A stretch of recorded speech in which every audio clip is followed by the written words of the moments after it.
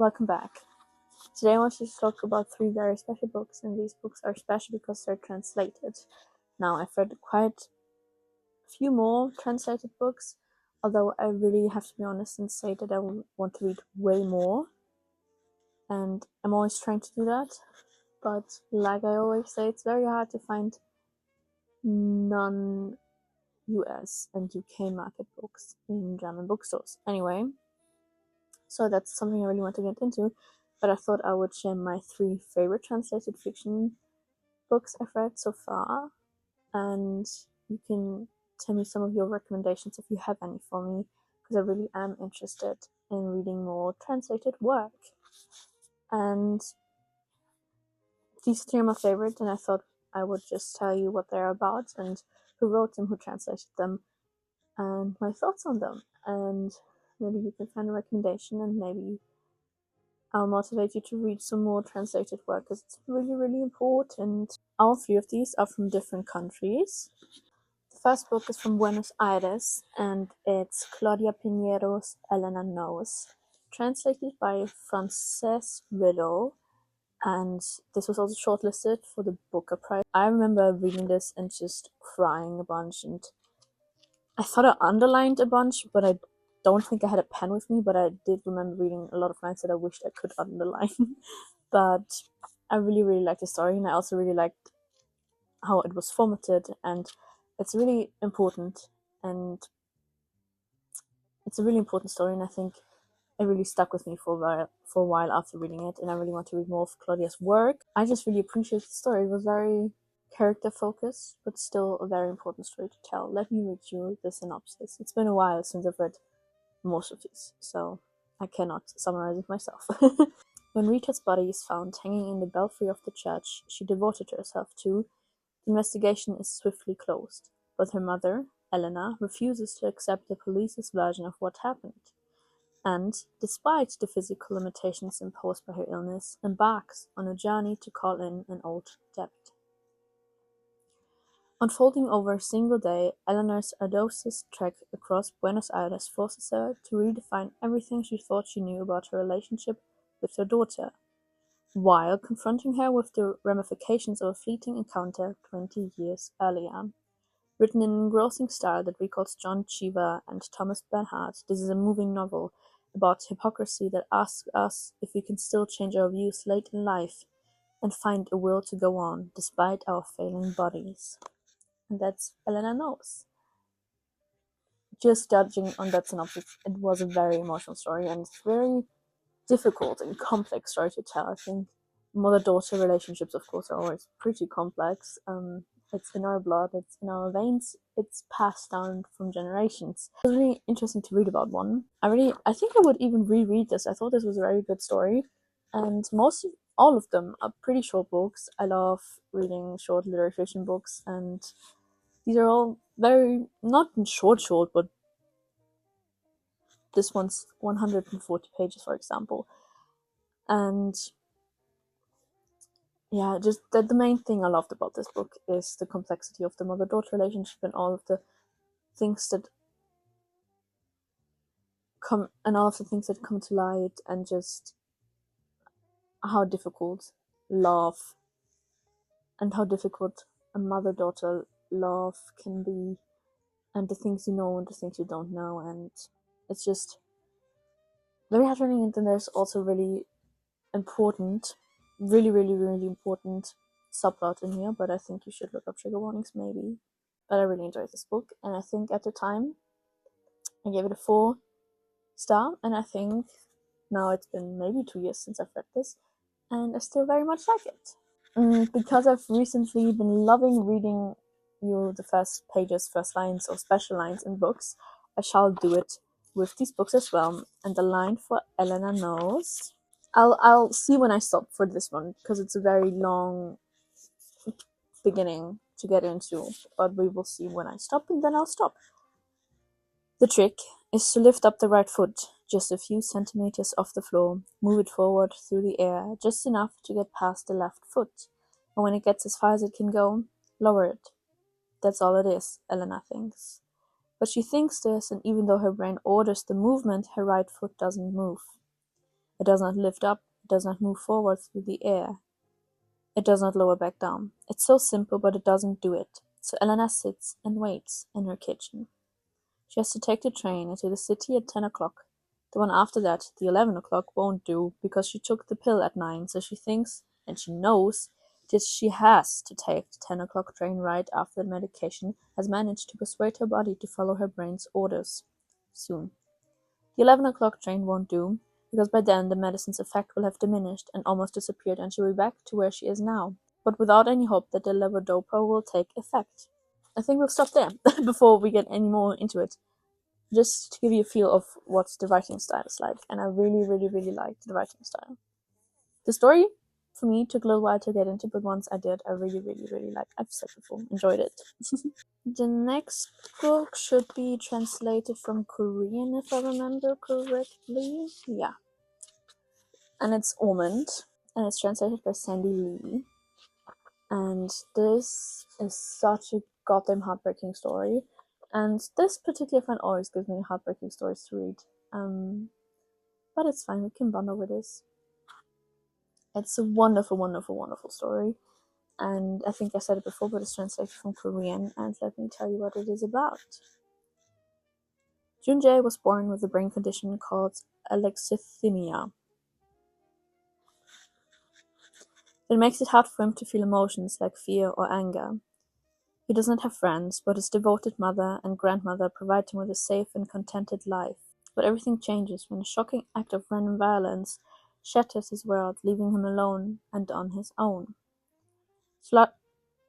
Struggling to cope with his loss, Junjae retreats into silent isolation until troubled teenager Gon arrives. The two form a surprising bond, and when Gon suddenly finds his life at risk, Junjae will have to step outside of every comfort zone he has created to perhaps become the hero of his own story. Same thing as the author. Might have butchered that name. Very sorry if I did.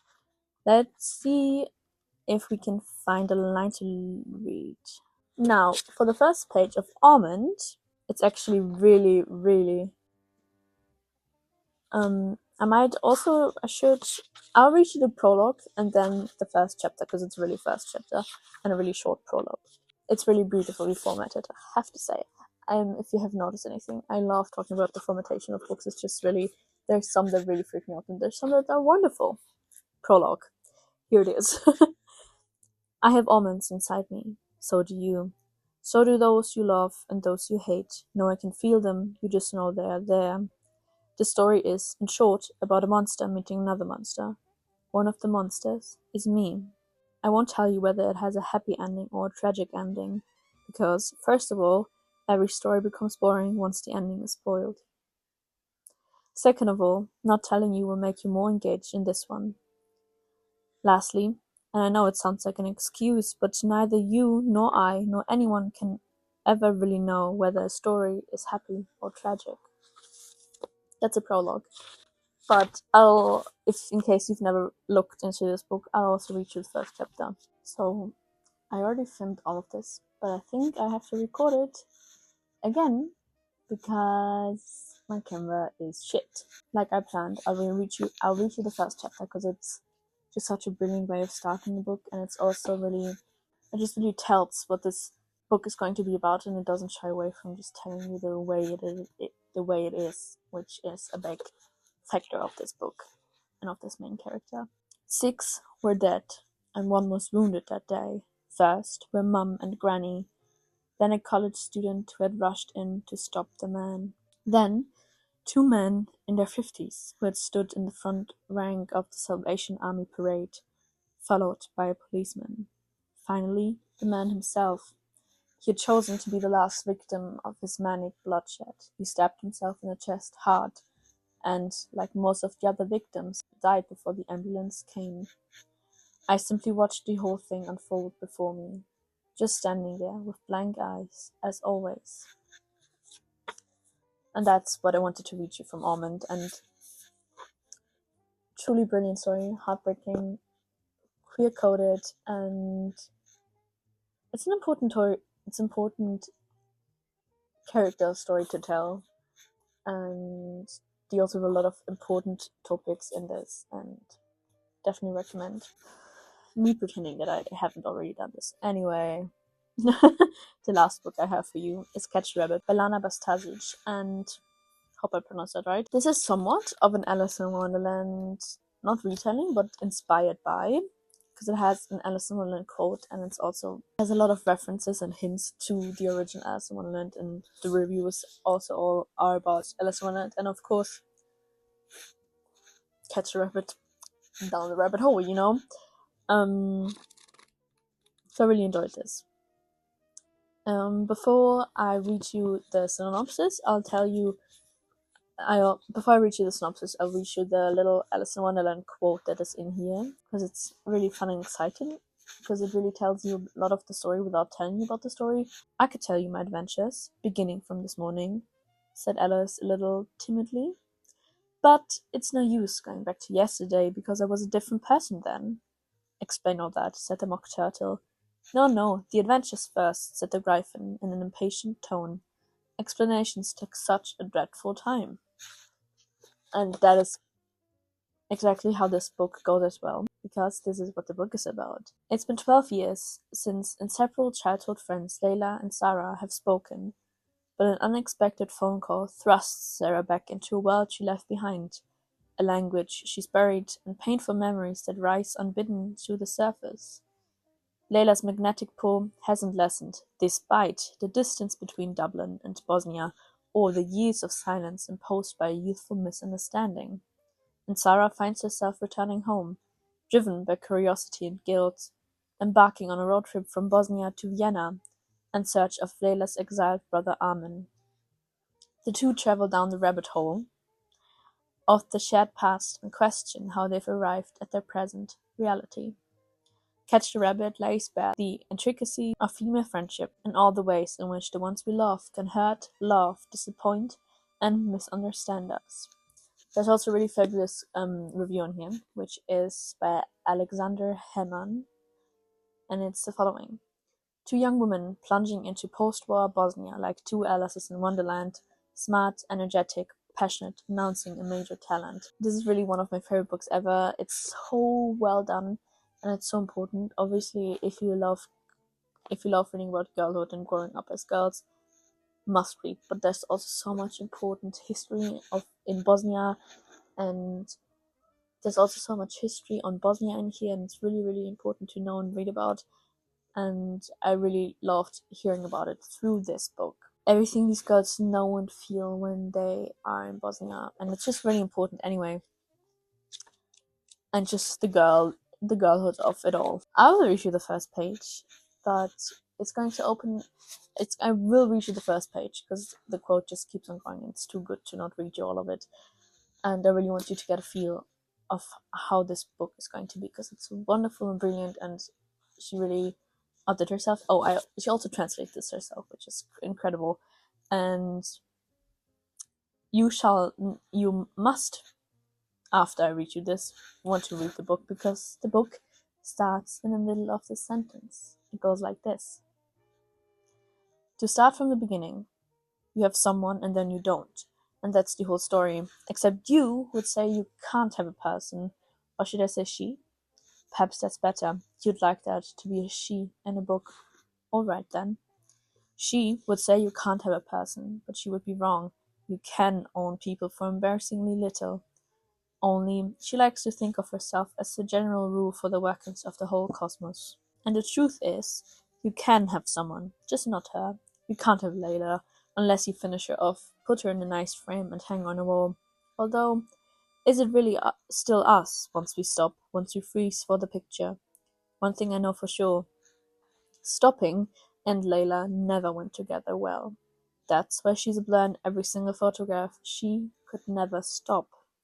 Even now, within this text, I can almost feel her fidget. If she could, she would sneak between two sentences like a moth between two slats of a Venetian blind, and would finish my story off from the inside. She would change into sparkly wrecks she always liked, lengthen her legs, enhance her breasts, add some waves to her hair. Me she would disfigure, leaving a single lock of hair on my square head. She would give me speech impediment, make my left leg limp, think up an inherent deformity so I keep dropping the pencil. Perhaps She would take it one step further. She's capable of such villainy. She wouldn't even mention me at all. Turn me into an unfinished sketch. You would do that, wouldn't you? Sorry, she. She would do that if she were here. But I am the one telling the story. I can do whatever I want with her. She can't do anything. She is 3 hits on the keyboard. I could throw the laptop into the mute Venice Danube tonight and she would be gone. Her fragile pixels would bleed into the cold water and empty everything she ever was out into the Black Sea, dodging Bosnia like a countess dodges a beggar on her way to the opera. I could enter with this sentence so that she no longer is. She would disappear, become a pale face in a prom photo, forgotten in an urban legend from high school, mentioned in some drunk moron's footnote where he boasts of all those he had before he settled down. She'd be barely detectable in a little heap of earth we left there behind her house next to the cherry tree. I could kill her with a full stop. And that's Catch the Rabbit. And it's really such a wonderful story. And yes, my reading experience was even more special because I did as well read this, just like the main characters on a road trip through Bosnia, surrounded by my friends. So truly an impeccable reading experience. But I do think, maybe just at least if you read it in summer, this is a wonderful, wonderful, wonderful, wonderful, wonderful, wonderful story to read.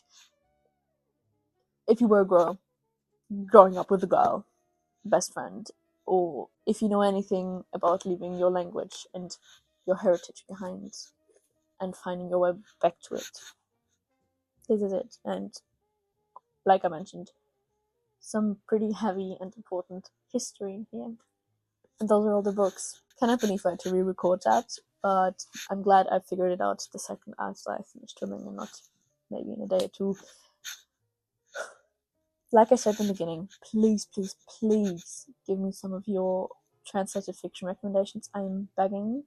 I am probably buying books soon, so maybe I can buy some more translated work because I really do want to read more of them. And let me know if you decide to read any of these, and see you in the next one.